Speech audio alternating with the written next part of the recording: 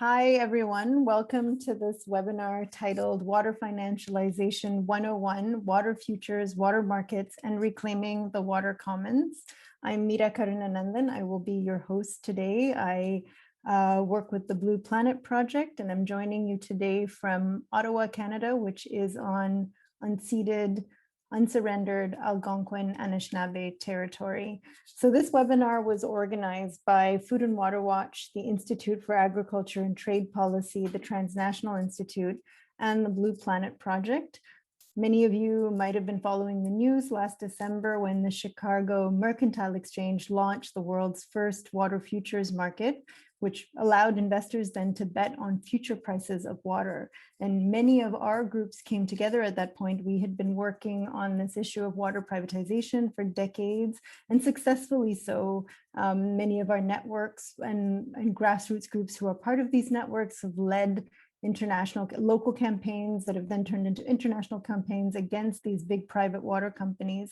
So we've seen huge successes in our movement around this issue of privatization and commodification. And now with this emerging threat of financialization, or these processes of turning water and sanitation services and freshwater sources like lakes and rivers and groundwater into financial assets, we felt it would be important to bring together different experts, activists, academics, to discuss what this means for our movements and what it means for people on the ground who are fighting for access to water and greater control over water. So I'll just introduce all of the speakers at the beginning of the webinar. We'll be starting with an overview by Maud Barlow, who is a Canadian author and activist. She's the chair of the Blue Planet Project and the Washington-based Food and Water Watch. Following Maud, we'll hear from Marcela Lopez, who is a geographer with an interdisciplinary background in urban and environmental studies. She's affiliated with the Center for Metropolitan Studies at the University of Berlin. She's also the founder of Contested Urban Waterscapes, which is a beautiful virtual project bringing together knowledge and expertise on water privatization struggles in Colombia. Following Marcela, we'll hear from Anuradha Mittal, who is the founder and executive director of the Oakland Institute in California. She is internationally renowned for her expertise on development, human rights, and agricultural issues. She's a recipient of several awards, including recently, she was named by the Nation magazine as the most valuable thinker. Finally, we'll hear from Emiliano Terán Mantovani, who is a sociologist at the Central University of Venezuela and a PhD candidate in environmental sciences and technology from the Autonomous University of Barcelona. He's also an activist and a member of the Observatorio de Ecología Política de Venezuela. And to summarize and conclude at the end, we'll hear from Shiny Varghese and Stephen Supan, who are both with the Institute for Agriculture and Trade Policy. Both Shiny and Stephen have been writing really important reports and doing research on the topics of water privatization, food policy, and trade policy, the ways in which water privatization intersects with trade and agriculture issues. And Stephen and Shiny have also written on this topic of financialization of water. Thank you all for joining us today. Well, thank you very much, Meera, and welcome everybody. This is just a tremendous gathering of people who care and people who are listening who care a lot about the issue of the human right to water and caring for water itself. I'm just going to give a very brief overview of what I consider to be a continuum to financialization, because I don't think it starts there. The story starts a little bit back. I kind of link it back to 1992 when the United Nations held a very important conference on water in Dublin, and for the first time named water as having economic value. The language was shifting in there at a time when economic globalization was taking off, and deregulation and free trade and privatization were all the rage for everything. And at the same time, the general agreement on trade and tariffs was including water in all its forms, including ice and snow, as a tradable good in trade agreements. So that's where I first discovered it. Was in 1985, actually, reading the Canada-US Free Trade Agreement, which morphed into NAFTA. And of course, under the WTO, the World Trade Organization, it's still considered a tradable good. So that language was there. And then Margaret Thatcher, of course, famously privatized water services in Great Britain. And then the World Bank started promoting water privatization as a condition of aid funding in many, many countries of the global south. And then the fight began. So it really does start back with this language of water as the tradable good, as an economic entity. And I think the fight on privatization of water is the one that we've taken perhaps spent the most time on as a movement. It's been a very exciting process, and I would say that we in many ways are successful.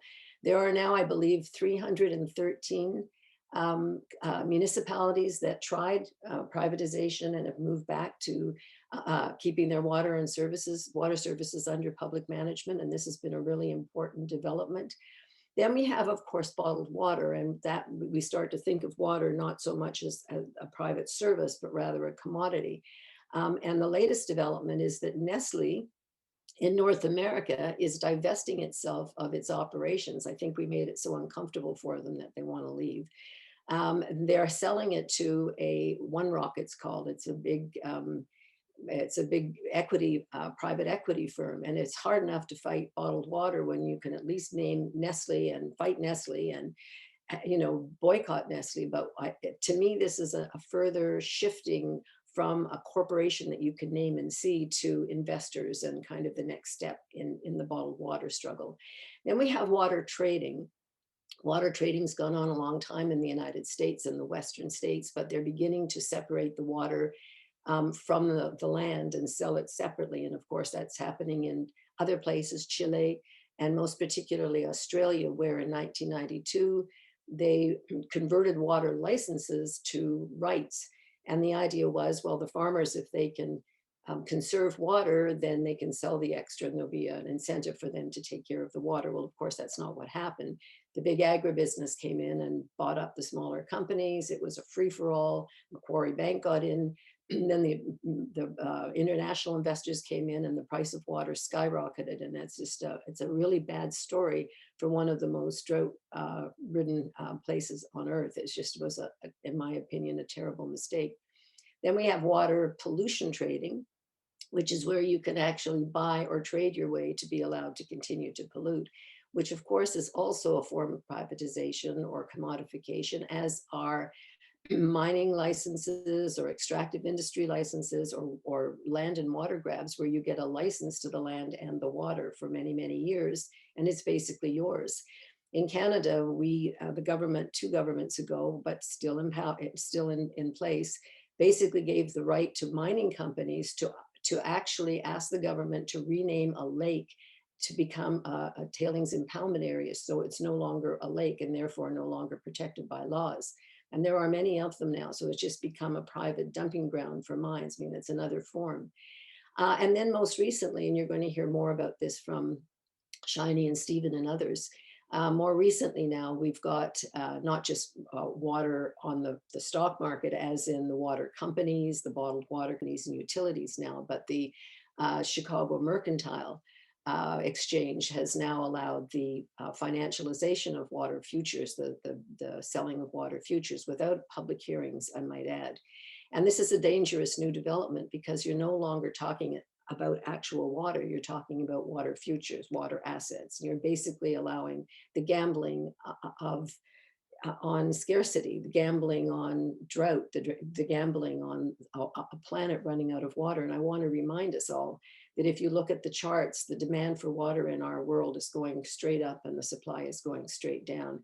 The more we lose control of water through all of these and other ways that it may happen, the less we can control what's dumped into it, how it's treated itself, the actual keeping of watersheds, the actual protection, and of course, the whole issue of access. Who's going to decide access? And I just want to end, I want to end by two things. One is a warning to us. Here's William Bueter from the Citibank, who is saying, he's going to see a massive expansion of investment in the water sector. He says there'll be fresh, clean water from many sources, storage, shipping, transportation. I expect to see pipeline networks that will exceed the capacity for those of oil and gas. He's talking about fleets of water tankers around the world. And then he says this: I expect to see a globally integrated market for fresh water within 15 to 20 years. Once the spot markets for water are integrated, futures markets and other derivative water-based financial instruments, both exchange traded and over-the-counter, will follow. Think Bitcoin. There will be different grades and types of fresh water, just the way we have light sweet and heavy sour crude oil today. Water as an asset class will, in my view, become eventually the single most important physical commodity-based asset class, dwarfing oil, copper, agriculture, commodities, and precious metals. That's what we need to understand that we're dealing with here. And I think the integration of that process means the integration of our movement. We really have to continue to move and work to ensure the pledge that was made at the United Nations almost 11 years ago now, that water and sanitation are fundamental human rights. And therefore, this is not the language of the UN, but it's the language that we understand. It cannot be anything but a public trust and a public service. And we must keep or take back democratic control over water in all its forms. Thank you so much. Thanks, Maud. That is just terrifying. And people are asking for the quote, so we'll post that in the chat. Next, we'll hear from Marcela Lopez. Marcela, you'll need to unmute. Voy a compartir la presentación. Perfecto. Okay.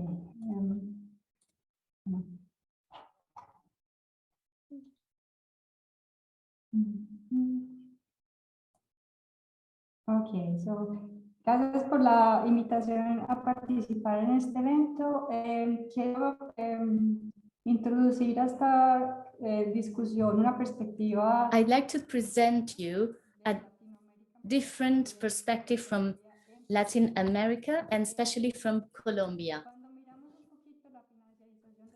If we talk about water financialization, we see that it is a relatively recent process if we compare it to other products. So if we talk about this financialization, we link it to speculation.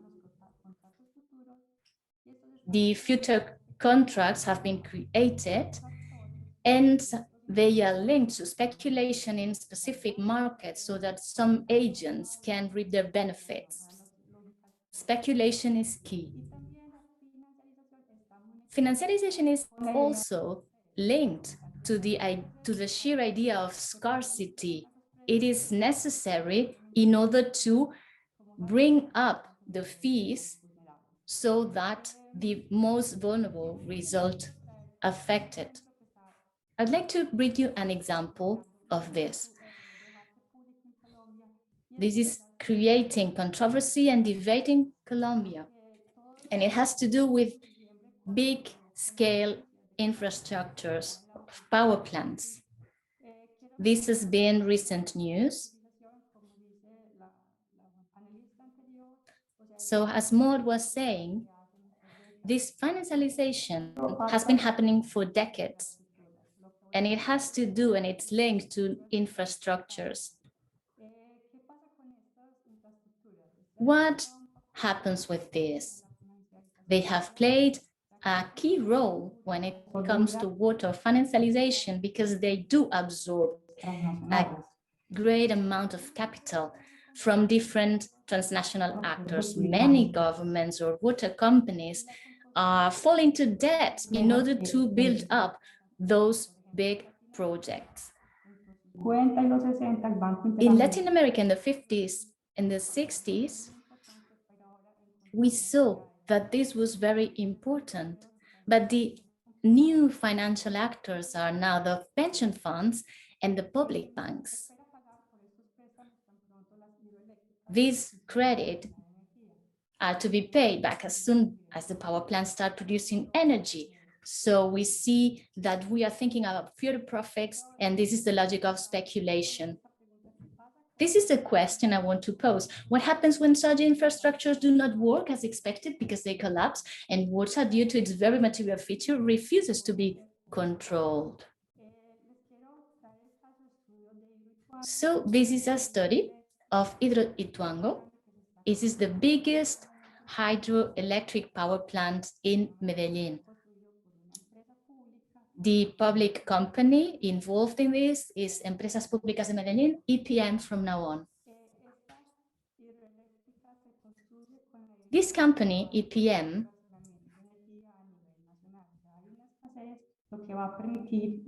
was fostered at a national level and wanted to avoid a national energy rationing. That was its purpose.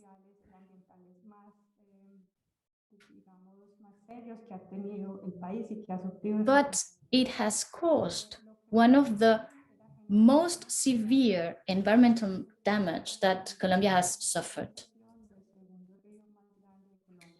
What this company was aiming for was to dam the second biggest river in Colombia, the Cauca.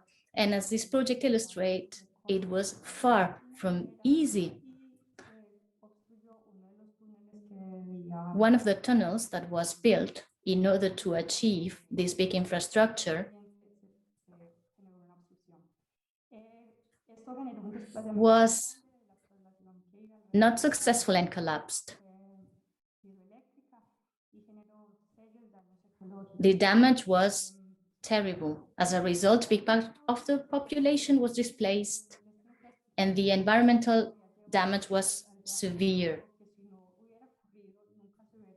But if we never had faced this terrible situation, some questions would have never arisen. So, for example, the energy of the power plant, what is it for? Who will benefit from it?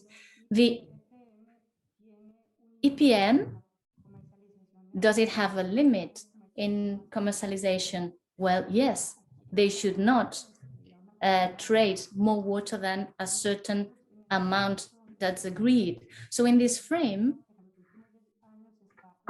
in theory, this is a public company, but it has international investors, so it's becoming a transnational. And so now the insurance, the constructors, and the auditors have been sued because the expenses have increased.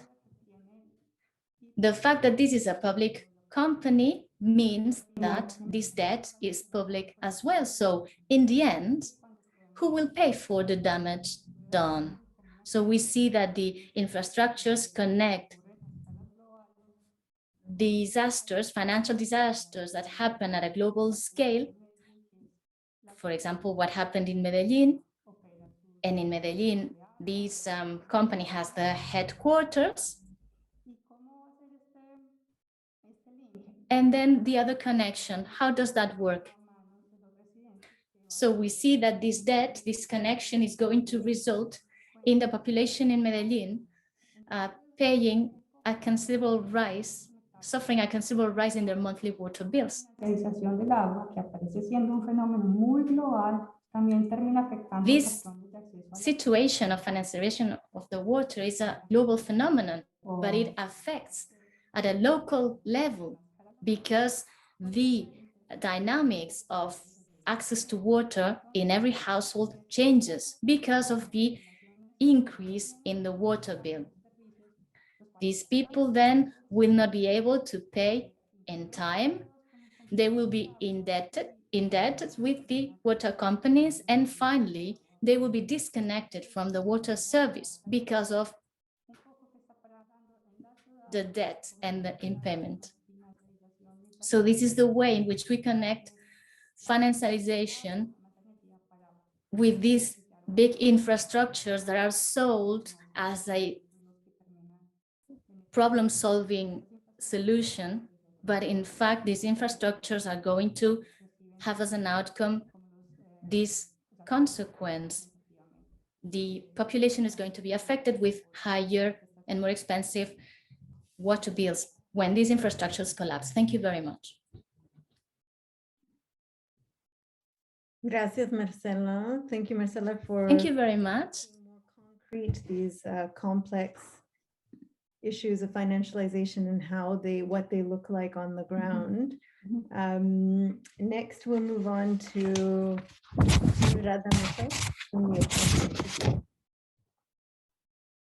Thank you, Mira, and thanks everyone for having me here. It's an honor to be with, I think, leading activists and thinkers around water issues. And just want to acknowledge Maud as I start for having been one of my teachers and mentors. Thank you, Maud.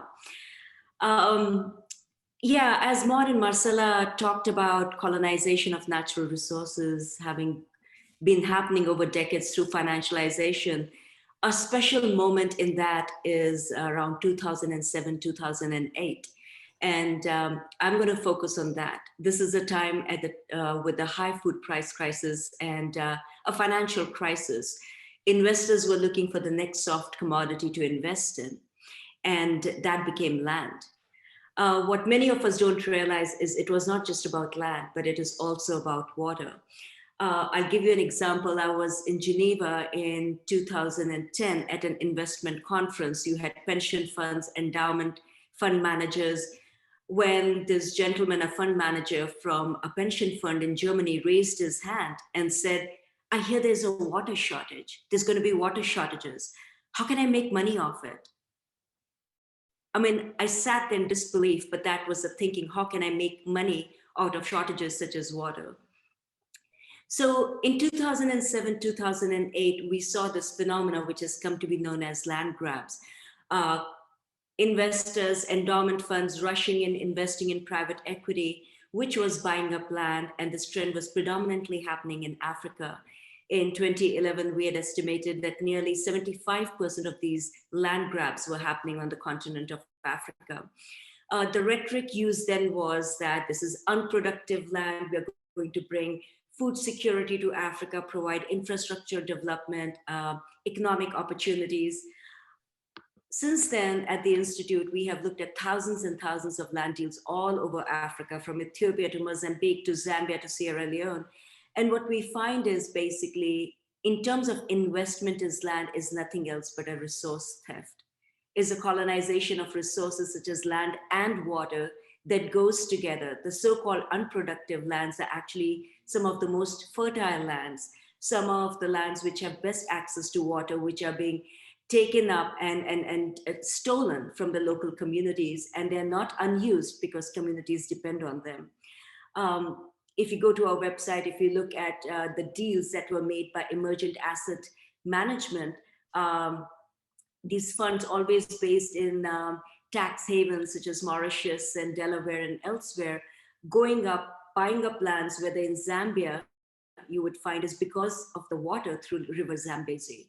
Or if you think of Ethiopia, where, for instance, Gibe 3 Dam was built, was really to lure in investors into cotton and sugarcane plantations. But the devastating impact of that on the communities, the pastoralists who also depend on the flooding of River Omo for their agricultural practices, has led to widespread destitution and hunger of over 500,000 pastoralist indigenous communities people who live in that area. That has not come without violence, as hunger, as food insecurity, as poverty has increased, as these pastoralists are being forced to turn into plantation workers, plantations that are then shutting down, has led to an increase in violence in Ethiopia, which is again well documented by the Institute. I could offer several examples. If you look at Mali and Niger, which is arid area, investors, so-called investors rushing into the area as the office in Niger promised access to water. One thing that I would also point out as we talk about water privatization is that we need to keep our eye on land privatization. Local communities and indigenous groups are the stewards of natural resources, and they are on the front line in the struggle against land and water grabbing. They are resisting governments and corporations that want to convert smallholder farms, grasslands, forests into monoculture plantations, cattle ranches, or mines, which further contribute to climate change and environmental degradation. So more information on these struggles from Papua New Guinea to Ethiopia to Zambia is available on our website. But this resistance is being viewed as an obstacle to investment and business. So many governments around the world are being encouraged to adopt the Western capitalist notion of private land ownership. And this goes together with what we have just heard around financialization of water resources. In case of land, we are seeing the creation of land markets so that the land can be leased or sold and put into so-called productive use. The rhetoric that is now used is to unlock its economic potential. World Bank is a key actor in the push to privatize and commodify land. In 2017, its Enabling the Business of Agriculture report prescribed policy measures to governments in order to enhance the productivity of land use and encourage agribusiness expansion. And this included formalizing private property rights, easing the sale and lease of land for commercial use, and systemizing the sale of public land by auction. So this push to privatize land, this push to privatize water for its exploitation and extraction is global. It is essential that our local struggles are connected with global struggles because it's a phenomenon of privatization that has to be busted at an international global scale. Just to give you examples, the government of DRC is advertising 80 million hectares of arable land. Madagascar is claiming it has 30 million hectares of agricultural land, but only 10% of it is used. In Ethiopia, over 3 million hectares of land has been made available for investment. Nigeria boasts availability of arable land across the country. Peru, 8 million hectares with potential for agricultural crops and 18 million for pastures. Nicaragua is offering over 7 million hectares of land for mining, which is 60% of the country. And when we talk about that land, we know we are talking about also offering water resources that the local communities depend on. One big threat that we have before us is that of the COVID-19 pandemic has rattled the global economy. Countries which are hit by the crisis facing economic hardship, the relative power of international finance institutions has grown. So the IMF, the way it was able to leverage Ukraine's desperate economic situation to create a land market, we are afraid that we will see more of these pressures on countries across the globe. We cannot afford more structural adjustment programs that ignore the stakes of climate crisis, that ignore the growing destitution among the poor and the marginalized and the indigenous around the world. So we have to challenge this move in the wrong direction. So the crisis that we face today has to be used as a catalyst to address the systemic issues which are surrounding the rampant overexploitation of natural resources that have brought us the climate crisis to its current state. So returning to normal is not an option, but there is another path forward. Indigenous land and waters represent 80% of the world's biodiversity. And this is where our biodiversity needs to be protected. There is a growing understanding that the local and indigenous communities are effective stewards of these areas. And they stand as the final line of defense against land grabbing and water grabbing and the destructive policies of governments and corporations that are converting family farms, grasslands, forests into monocropped industrial plantations or large ranches and stripped earth mines. So I would end by putting out a call for the struggle for land rights and struggle for water rights is one and needs to come together in a strong united force against this financialization of our resources. Thank you. Thanks, Anuradha. That's thank you for linking all of those complex issues together. We always count on you and the Oakland Institute to do that for us. And really important point as well about the links between land and water issues. I think Indigenous communities have been saying that for a long time. Land-based communities around the world have been saying that for a long time. And this issue should really link us in ways that we have not been better linked in the past. Also, just really important point, both in Anuradha's presentation and Marcela's, about debt as an entry point for financialization and how that's going to become more intense potentially or is already becoming more intense as a result of the COVID pandemic. So really important link there as well, and really important for us to think about how we challenge, when challenging financialization, that we also push for debt and trade justice. Next, we'll hear from Emiliano Terán Montavani. ¿Listo, Emiliano?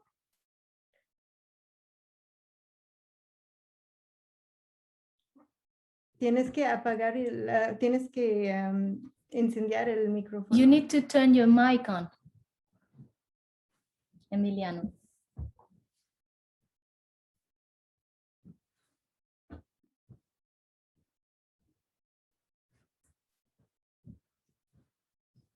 Emiliano, tu micrófono está apagado. Emiliano, your mic is off. Emiliano?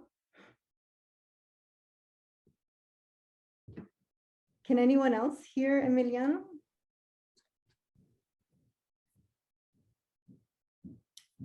Ok, ¿se oye? Can you hear me? Thank you. Bueno, muchas gracias Thank you very much por la invitación. for the invite. Voy al grano por el poco tiempo. I'm going to go straight down to business because we don't have much time. And I want to share with you an overview, the big picture of financialization in Latin America, based from a perspective of the ecopolitics, political ecology. So in Latin America, these forces of neoliberalism of water creates ongoing tension. These forces have been somewhat minimized by social struggles. They have been stopping these kind of tensions. It is important to highlight the fact that we need to point out that Latin America has historically been a place of extractivism and many other forms of oppression. If we talk about coloniality, and we talk about enclosures, privatization, commodification, all that is based on violence. And these violent dynamics have been going on for 500 years. Not only these dynamics of exploitation and plundering have been ongoing, but let's see a bit of the precedents. In the 80s and the 90s, we saw a wave of neoliberalization that was justified as a solution to tackle the economic crisis.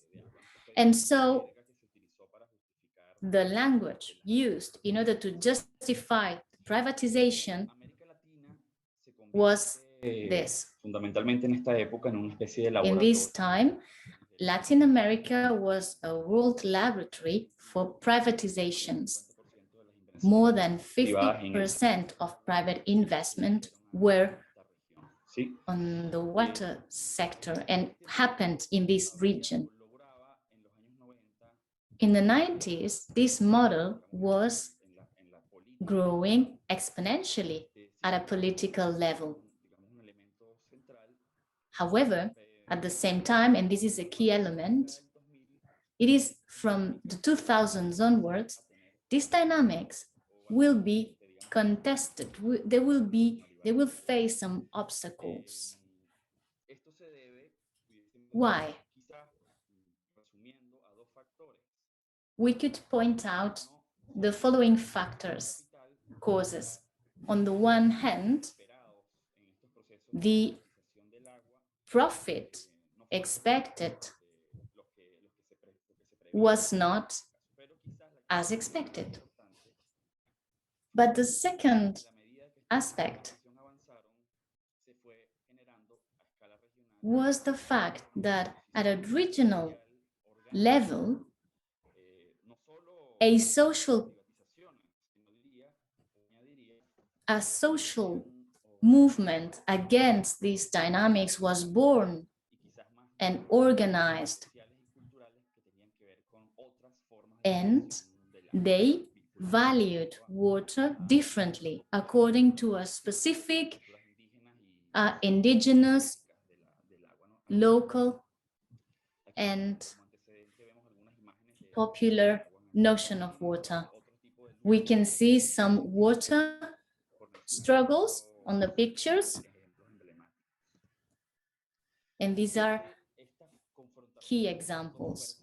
These two forces, as we were saying, on the one hand, neoliberalization and the social response, were designing a different water scene, so to say. And these dynamics of water liberalization have been fragmented and discontinued, and they have faced a myriad difficulties in order to expand. Mercantilización del agua en América Latina, quizás por este nuevo escenario. Many of the commodification processes in Latin America have been stopped. On the other hand, in other areas, in other resources, this has been different. The basis for this increase in water financialization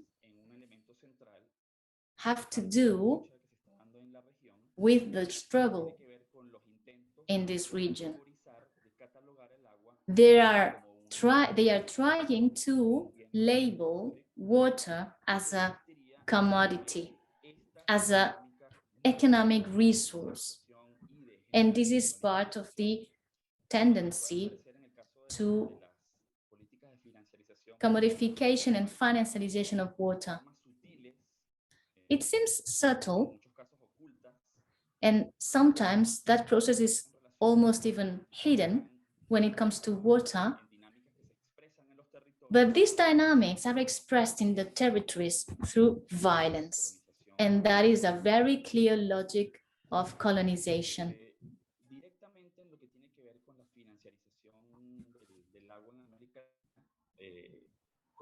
Which are the specific features of financialization of water in Latin America? And going back to what Marcela was saying,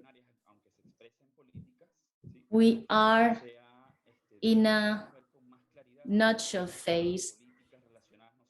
The policies are linked to extractivism, and they are also linked to the green economy. So these mechanisms are embedded and intersected with other kinds of policies.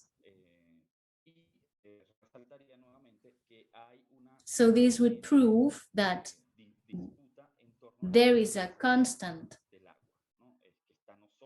contest and a constant struggle on the very notion of water, the label of water as an economic good and the notion of water as a means of life from the communities. This financialization is expressed in two forms, whether directly or indirectly. Let's see the direct forms. We could not forget Chile's case because the water code established while during the Pinochet dictatorship, we saw a policy that was expanded everywhere. How could it go this far? Because of the very dictatorship, because it was forced in violently. Water is a merchandise, a commodity. It is not linked to the territory. And in this way, we can just legislate on water differently. And this facilitates the model of Chile. It's very important to highlight the concept of scarcity because these laws have been linked to agribusiness and other big sectors. From the year 2008, there were created debt bonds to subsidize public water works in different municipalities. They were part of the stock market.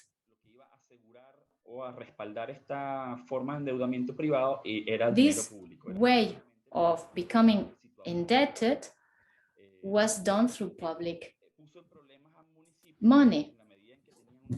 Some municipalities were affected because the interest rates were very high, so returning the debt was very difficult, proved to be very difficult. Therefore, some municipalities had to be rescued, and these bonds had to be resold, and the interest rate was decreased. There was a big controversy because there was corruption involved in the whole process. Let's talk about the new irrigation law in Uruguay. The water could be legislated over in a different way, separately, but in that moment, it faced opposition by social forces and other agents because that was against the constitution. Because the constitution in Uruguay enshrines the right to water. Let's talk about indirect forms. The financialization in the context of extractivism implies that all the ecosystems involved are also the object of financialization. This comes hand in hand with speculation. And there is a lot of pressure exerted in order to expand this kind of projects. They are still working in order to facilitate fracking in whole of Latin America. It is important to mention as well that in Latin America, the so-called environmental services can be bought, can be traded. And two last examples, one related to Venezuela. The current crisis has forced a new currency, the crypto asset, sovereign crypto asset. But there is another petro which is coexisting, which is linked to gold. This is then, as we were saying, an e-currency that is linked to gold and oil reserves that haven't been yet exploited. And this very action places life, because these reserves are within ecosystems, and so life and territory become a commodity.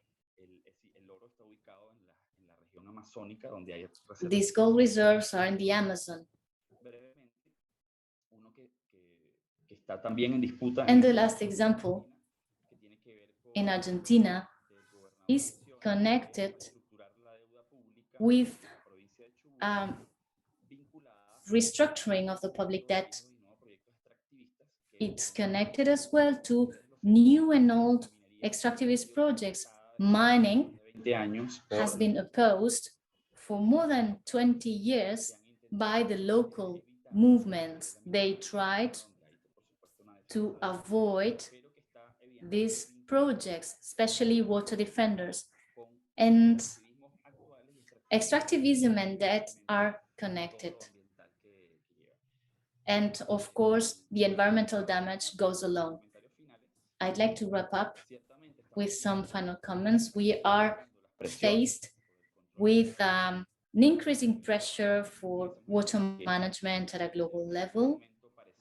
And at the start, we saw this as a not that attractive business, but now the fact that water is going to become a scarce resource, this is fostering the financialization, and this is creating new narratives, opening this sector as one of the most profitable ones that can guarantee great profit in a time of high volatility. We are facing unprecedented dangers because this is what entails water commodification. We are going to be facing the creation of new water markets not ever seen before. And the extractivism already existing in Latin America,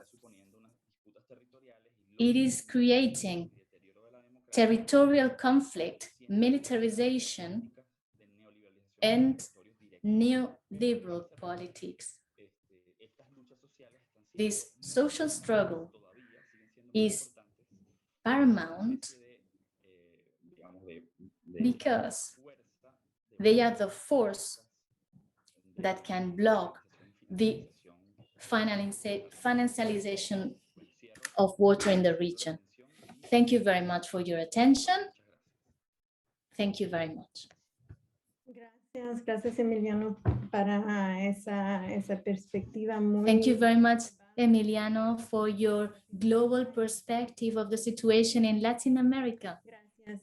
Thank you very much. It was a very interesting historical perspective. Points in terms of the history of Latin America as a laboratory for neoliberalization processes, but also a very important point in terms of the strong resistance that there's always been in Latin America against privatization and commodification of water, and possibilities of for us to work together and learn from the emerging resistance. I think the danger, although as Emiliano has pointed out, is that many of these processes are indirect and through the back door. And so while privatization was so visible and palpable in people's lives, financialization sometimes isn't as visible. And by the time people are able to rise up against financialization, the impacts or the processes have already been set in place. And so this is why this kind of sharing of information and these discussions are so important. So to wrap it up, I'll pass it on to Shiny and Stephen from the IATP.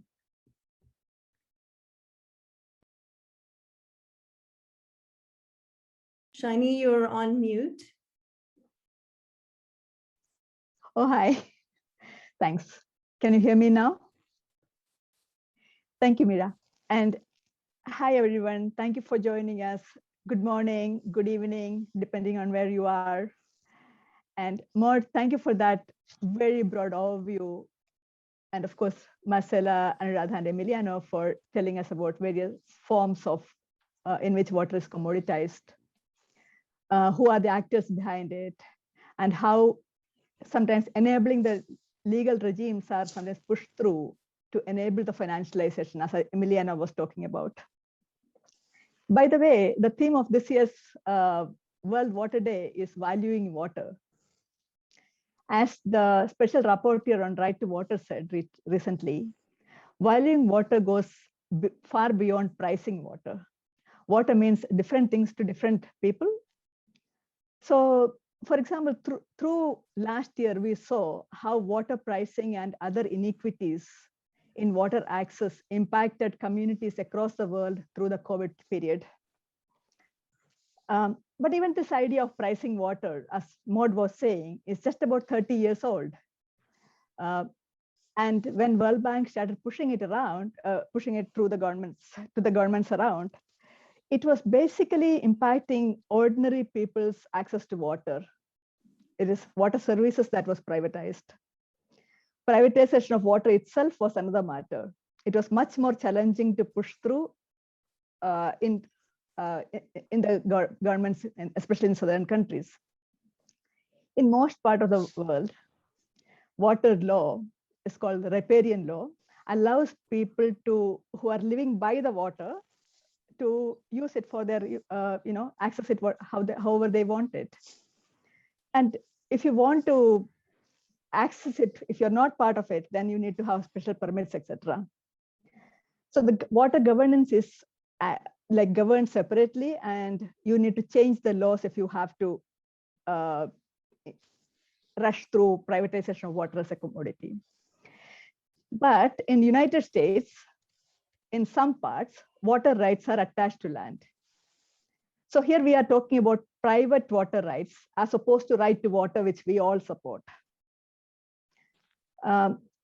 So over there, some owners have first right to water. They're called the senior water rights. And in times of scarcity, a person with excess water is allowed to sell the water right to someone who does not have as much water. So this is the context in which water trading has been happening in Western United States. We heard about Chile too. So this kind of trading has been happening, of course, through 1990s, and over the last decade or so. This kind of, as actually Anuradha was saying, this kind of accessing water has taken a different turn. It's taken extreme turns. Anuradha talked about water grabbing in, especially in the context of Africa, but also elsewhere. So because of the water law in the Western United States, where a water right can be severed from the land and sold, it is literally water grabbing, pure and simple, especially when the land is left dry. This is what happening right now in Colorado, for example. A New York-based financial services company, Mass Mutual, or rather its subsidiary, forget the name, Green something. It's actually bought up the land, farmland, and it is selling it to like a suburban development. This is water grabbing, where buying and selling of the water is actual real physical water is happening. What is fascinating about the new form of financialization, which Maud alluded to, is very different from all of what we have heard today. And that is what is scary about it. So I'll turn to Dr. Steve Supin, who has worked extensively on futures markets in the context of the food crisis that Anuradha talked about. So Steve, I'll turn to you and ask you, so what is different about this new form of financialization of water? What is a CME contract, for example? What is the underlying asset there? Who trades in such contracts, and why is it happening? Over to you, Steve. Okay, well, thank you everybody for setting the context here for what I'm about to say. And prior to answering Shiny's questions, we're going to do this on kind of internal Q&A. One thing to say about Citigroup is that it's the worst managed bank on Wall Street. Between 2007 and 2010, it received more than $3 trillion emergency loans from the Federal Reserve Bank, according to a study by the Levy Institute of Bard College. And so its debts far outweighed its assets. It should have gone bankrupt, but it was rescued by the Federal Reserve. So, any statement made by a CEO of Citigroup has to be taken, in the context of its history. So to go back to Shiny's question, because financial entities are always looking for a new asset to manage and to make money from, the initial attempt to do so with California water rights was a contract by the NASDAQ exchange in New York, based on a water price index created by the Veles Water Ltd in London. And so what Veles did was to analyze water sales for subterranean basins in California plus surface water. They took this index and they presented it to commercial water users in California and said, you know, this index will help you determine what price you should pay, what cash price you should pay for water in the trading of water rights. And it didn't attract very much attention. That is not a lot of commerce, only 228 transactions. And so then, you know, the CME, the Chicago Mercantile Exchange, which is the largest exchange in the world, they claim to trade $2 quadrillion of transactions a year. They decided to, you know, take this price index and make it into what is called the underlying asset of a futures contract.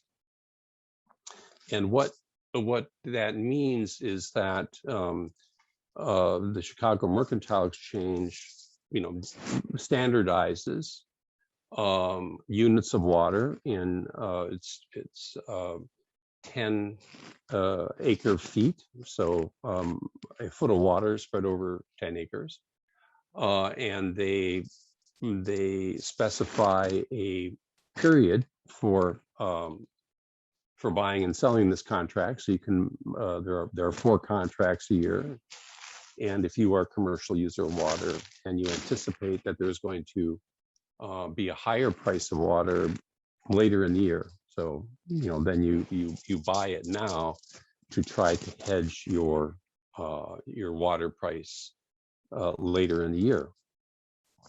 I can go into more details about that, but that's sort of the basic mechanism. And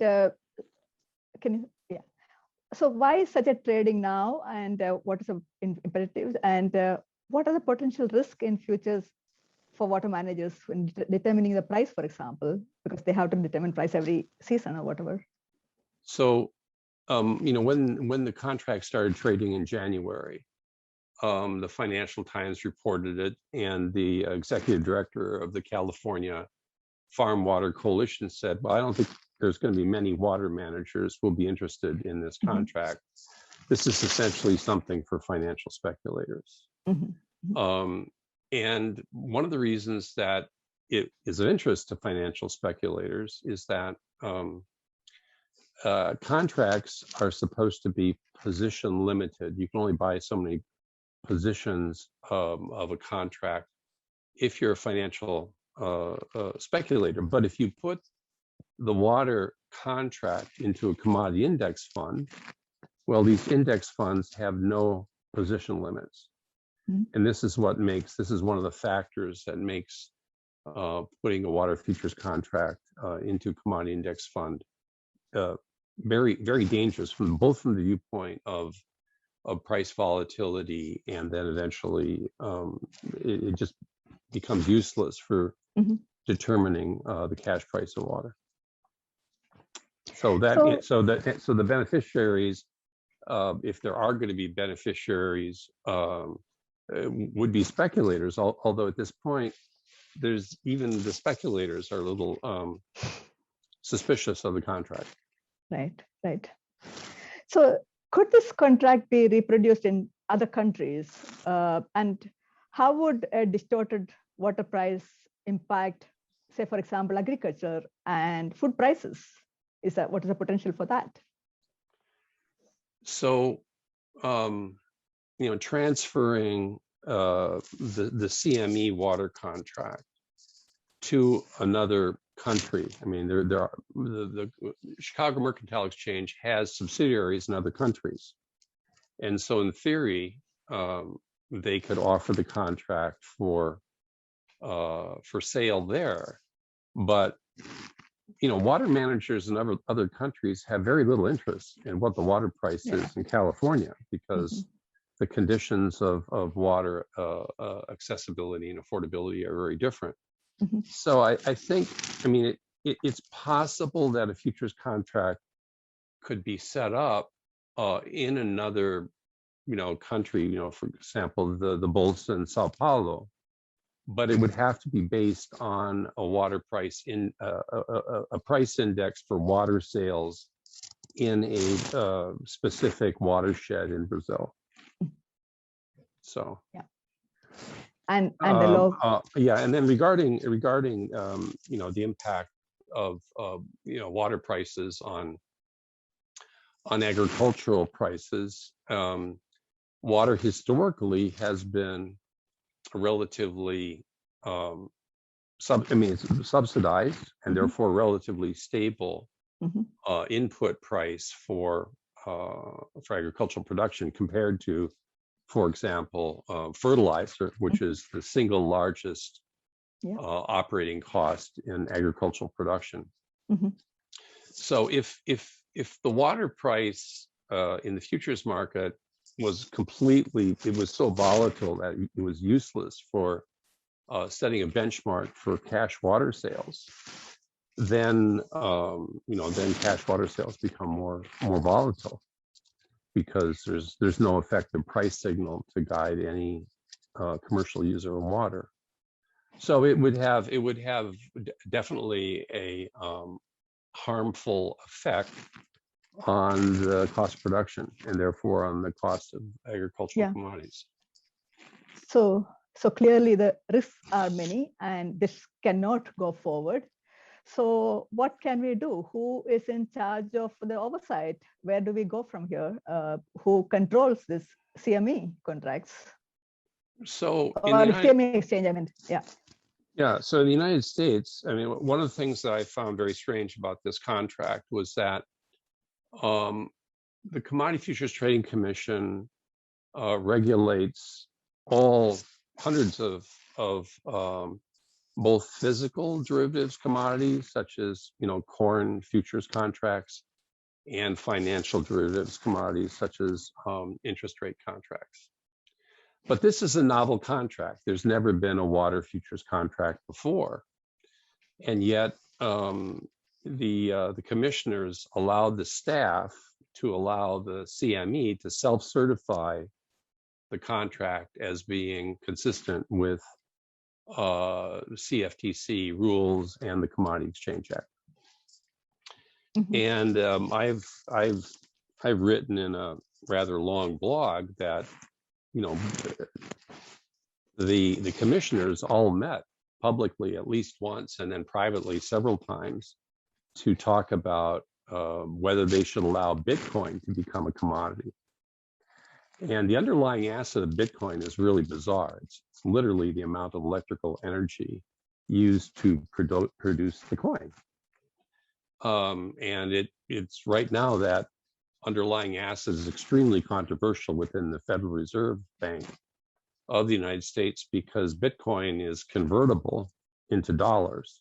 So if Bitcoin, the price now is insanely high, and therefore Bitcoin represents the threat to the financial stability of the United States.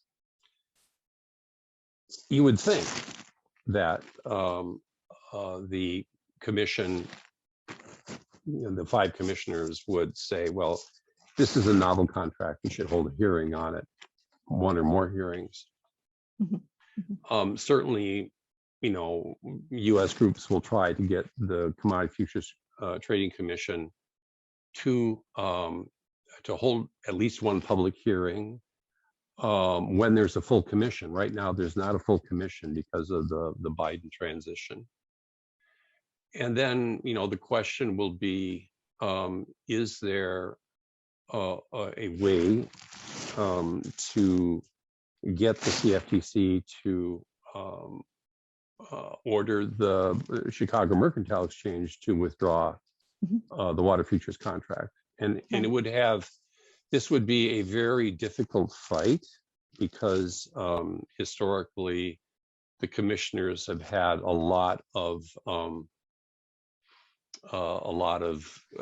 regulatory authority to determine what is a commodity and what is not, what is a natural resource and what is not for the purpose of trading.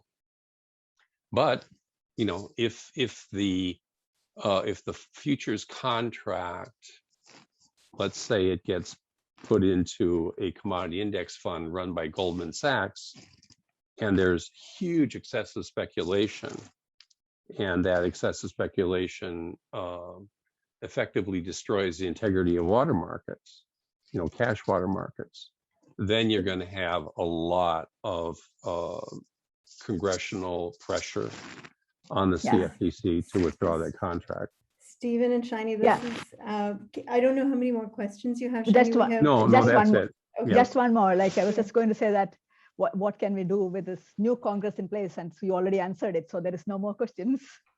Perfect. Yeah. I just want to, because before I go, we have about 15 minutes or a little more than 15 minutes for the left for Q&A, and there's some questions in the chat. Also, because many people who are joining us aren't based in the US and are perhaps struggling to understand the issue in financial language, I'm wondering, you know, if you can perhaps even summarize by highlighting some of the red flags that would apply internationally. What are the things that we would need to have in place for this kind of financialization process to happen? So we heard from others, scarcity is one, right? That's one condition. You know, we talked about debt being another. What are the issues? What are the red flags? What should people look for to see this happening, or to warn against this potentially happening in their countries and their cities or regions of the world? If you want to think about that, I can come back to you. No, I have a short answer to it. Okay, perfect. You know, historically, the World Bank has used public money to prepare private markets. And so if you find out that, you know, the World Bank officer in your country is talking about preparing a water market with, you know, toward the preparation of entering into a water futures contract, that is definitely a red flag. So, yeah. And then I guess another red flag would be, you know, if the IMF says, well, you can use special drawing rights, but only to, you know, create these environmental markets. That would be another red flag. Okay. And perhaps both, Shiny, thank you both. This is really interesting. Thank you for unpacking all of the details of what's going on in the US.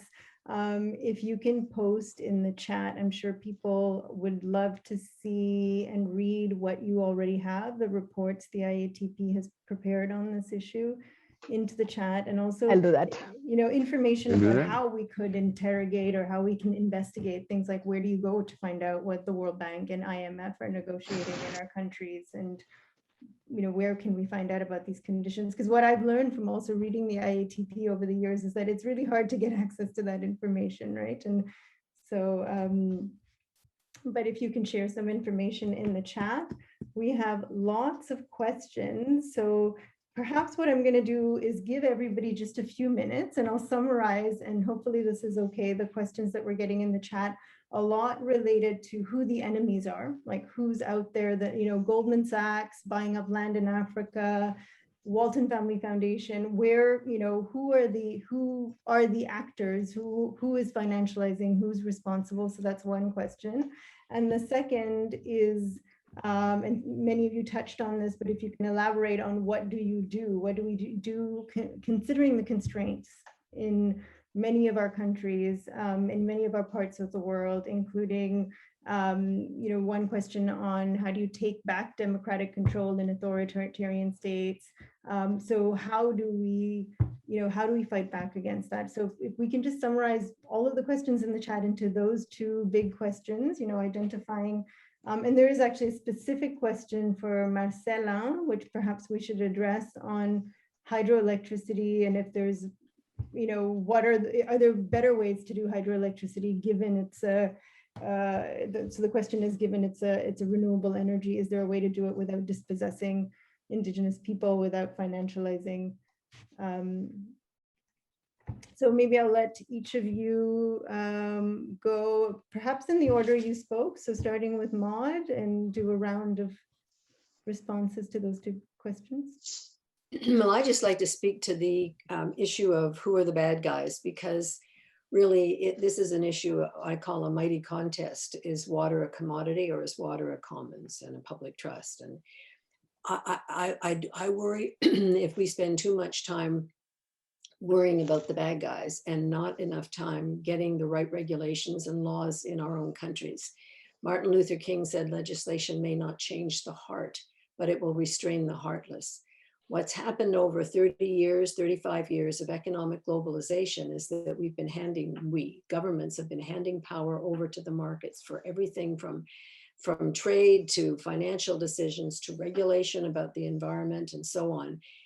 And now as we bring nature, is the whole notion of natural capital, nature into the market, and that's the viewpoint of those who can't see any other system but the one that we have. So if it's a market system, it has to be a market solution, and only economists are going to be able to protect nature, right? If we allow that kind of thinking to go on and allow governments to continue to hand over power, we're going to be fighting these individual companies.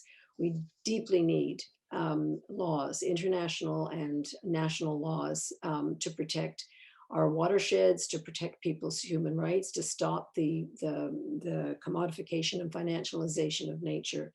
And I want to say two quick things. One is that I really feel that we're turning a point in terms of this issue. I think people know, I think COVID has put a spotlight on the global water crisis. Half the population of the world doesn't have somewhere to go wash their hands with warm water and soap. That puts the spotlight on sanitation. And I think that the world has seen this, and that we're at a place now where we can really make this argument about water must not be allowed to be held, and the control of it and who has access to it and who protects it or doesn't cannot be held by private profit, for-profit interests. That has to be the argument, and we have to get agreement. The second area of hope for me is that I've just finished writing the first draft of a book on hope for young activists, and I have seen a kind of sea change in if everything from the UN and leaders and the language being used to understand that our destruction of nature was what happened with COVID, that there's something profoundly different has to change. There's been a shift to an understanding of nature-based solutions to the climate crisis, and it's not just about cutting those greenhouse gas emissions, it's about wetlands and forests and soil and the humans who live there, and the whole equity issue, the whole environmental racism, the understanding of how this comes together, I think is kind of new in the sense of how pervasive it is. And I compare it to the women's movement, which I was very much involved in years ago and still. And that is the change that happens, and it's slow, but suddenly it changes. And not that there are not still problems for women, but the changes for women in the last 100 years are substantial in many places. And so I just want to be hopeful, because I believe that people care about water. When we fought this Energy East pipeline in Canada, it was not climate change that people talked about, it was their water. This is going to destroy my water base here. And I feel that this is a moment to really put this case forward, that water must be maintained as a public trust and a public service, and access must be decided upon democratic principles. Thank you, Maud. Marcela, followed by Anuradha. Okay. Relacionado con las hidroeléctricas. If we talk about hydroelectrics and power plants, why are there so many projects? Why do we face the building up of these infrastructures that are damaging at a big scale to not only the environment, but also the communities affected. Those infrastructures need massive investment and the expenses are high. In many governments, they face a problem, a debt problem, because they do not know how they're going to cover those costs. They do not know where are they going to find the capital to neutralize the debt. Who is benefiting from this energy created by these power plants? That is the question. Can we just find out alternatives? We need to analyze the context in which these big power plants are created. We maybe need to rethink how to produce energy in order to reduce the cost of it. Thank you very much, Marcela. You can has done some really important work on this. We should be asking ourselves why we need more when we're looking for alternatives. Anuradha, sorry. Thank you, Mira. I would just build on saying that unless you are in an investment conference, you don't hear the real motive, which is how do I make money? As Maud said, I think our focus has to be on challenging this commodification and the privatization of our basic rights. The language, and I would say keep an eye for that when you hear about unlocking the economic potential, which is made to sound like a way of an opportunity to advance a country, is actually the jargon that is being used to put countries and communities more into poverty. We have seen that with land grabs since 2000, 2008. There's not a single benefit coming to the communities or to national economies. It is old-fashioned colonization, which has come up with a new framework, a new rhetoric. In terms of today's actors, I would say everyone is involved. There was a question asked about China. Yes, there's been a lot of demonization of the Gulf states in China. In our work examining thousands of land deals, everyone is involved. A majority of the private equity funds coming from United States and Europe. Yes, there is this image of the kinder, gentler colonization because we're experts at it. But we have also seen countries like India. The question is not about who is a kinder colonizer, but really about taking back the democratic space and putting the indigenous local communities in charge of their own development instead of these top-down development models coming from the World Bank. They have to be challenged. There's nothing global. There's nothing worldly about the World Bank. We know where it comes from. It's the old-fashioned Western capitalist organs that continue to exploit and extract and colonize third world countries. So that has to be challenged. And I would just say we have to focus on land and water as a basic right. This is not a new struggle. It comes up like a monster with a new face. But this is a struggle that goes back to 500 years. It always has a new name. So we can identify the bad guys. They are just basically, I feel, another head of the monster that we chop off and it raises again. So I would say we need to focus on the indigenous struggles, the land and water rights struggles, and talk about them as a basic human rights. Thank you. Thank you, Anuradha. Emiliano? Gracias. Thank you very much, Mira. I'll try to be brief. It is certainly very important, the struggle within the legal frame. Legislation is important, but we need to keep in mind two more things, because what happens in relation to water, it is not only a state policy, it's not only financial or economic policy. There is a context, and this context is neoliberalism as a whole, and it has a myriad ways in which it manifests. Financialization scares us, frightens us, but there are many other things that are there too, and we need to keep them in mind, because in this plundering, there is a materiality. We need to tune in order to connect what's happening at a financial level with what's happening in the territory, in a material level, and we need to articulate those levels, because this last neoliberal wave, it's very complex, it's really sophisticated, so it's much more difficult to grasp it, and we need to make it visible as a whole in its own complexity. Something else I'd like to add, and it's very concerning for Latin America. Since 2015, we have been facing a right-wing turn.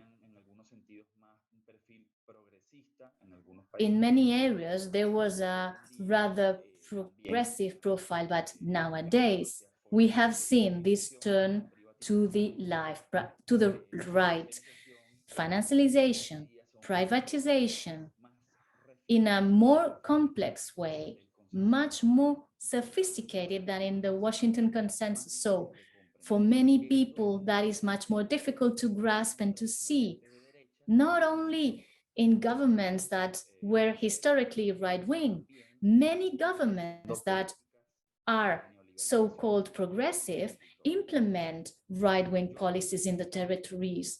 So I'd like to add up the fact that we know the bad guys, but sometimes that is not as clear, and we need to visualize that some actors are using a left-wing narrative, but in fact, in the facts, in the territories, they are not stopping these tendencies, and we see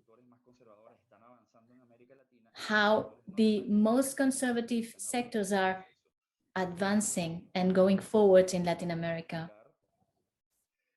To finish with, we need to articulate things. All what we are talking about here now today, we need to reach out to indigenous communities, because this is a brand new situation. We need to foster the exchange between what's happening in the global north and the global south, because the problem is both local and global.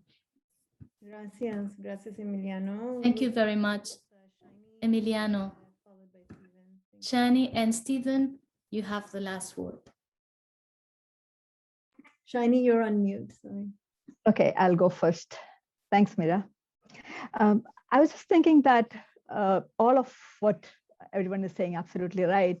And what we are seeing in the water sector is part of a broader effort of commodifying nature itself, which Anuradha did talk about earlier.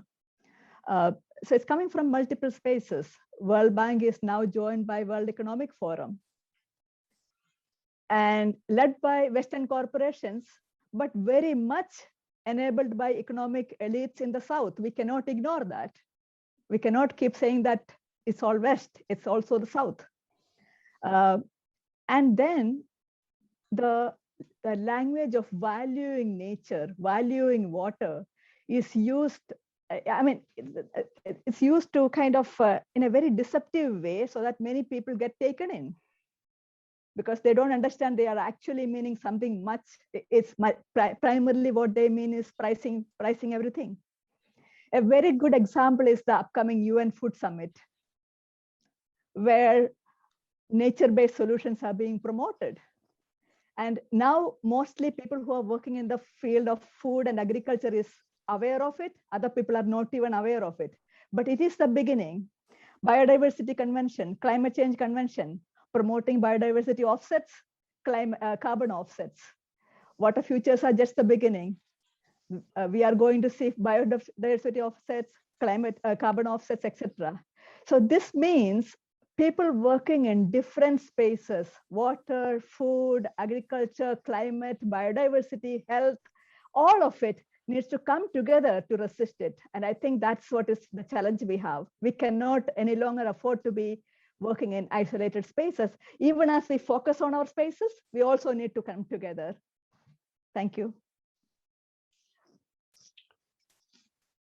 One thing I would encourage NGOs to do is to become much more literate in the relationship between municipal finance and central banks. Central banks, of course, are the largest source of capital mobilization for any infrastructure.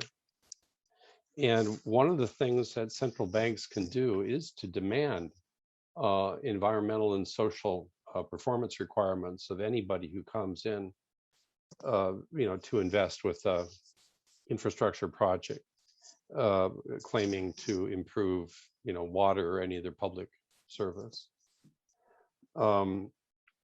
Back in 2008, prior to 2008, I had wanted to study the commodity futures market because that's where agricultural prices are set. But there was no foundation support for it.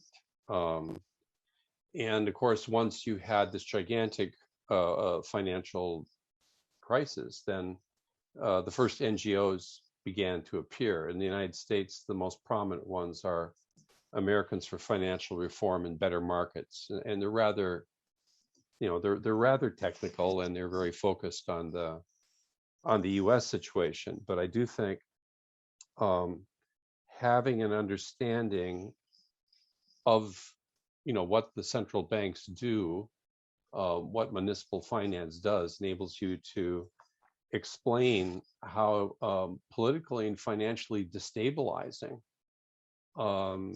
these kind of private equity investments, or the World Bank promotion of private equity in water.